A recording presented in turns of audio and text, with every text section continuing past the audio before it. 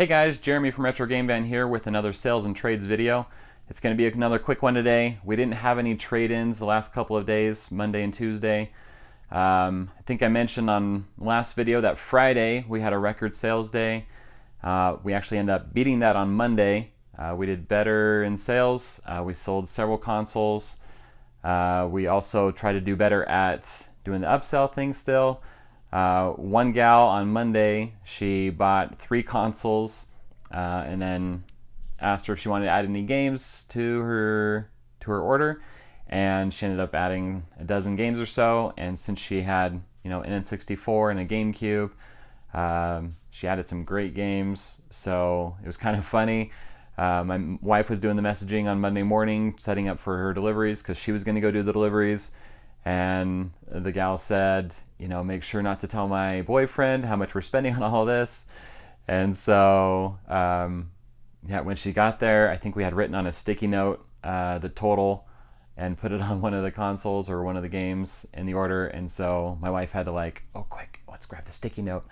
And so she was able to not break the news to her boyfriend at that moment.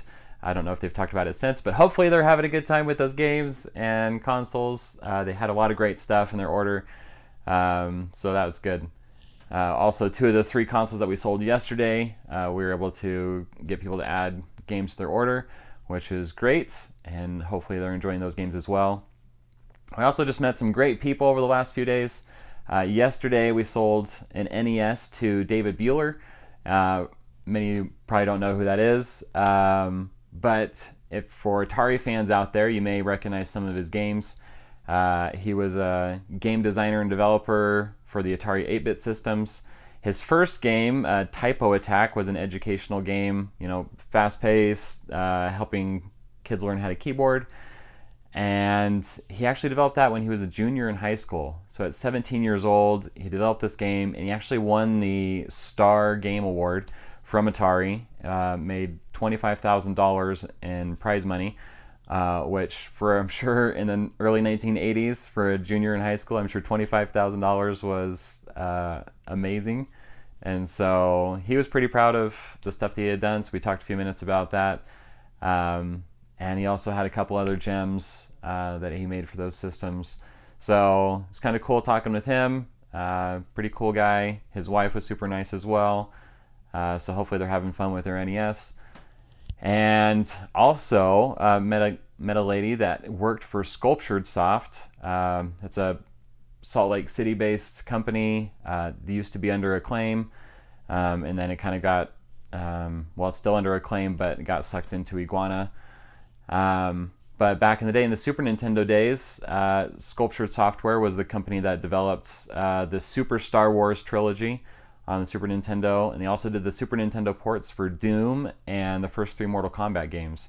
So they had a lot of great games under their belt and a lot of great stuff. So I was talking with her, trying to buy some of her old stuff.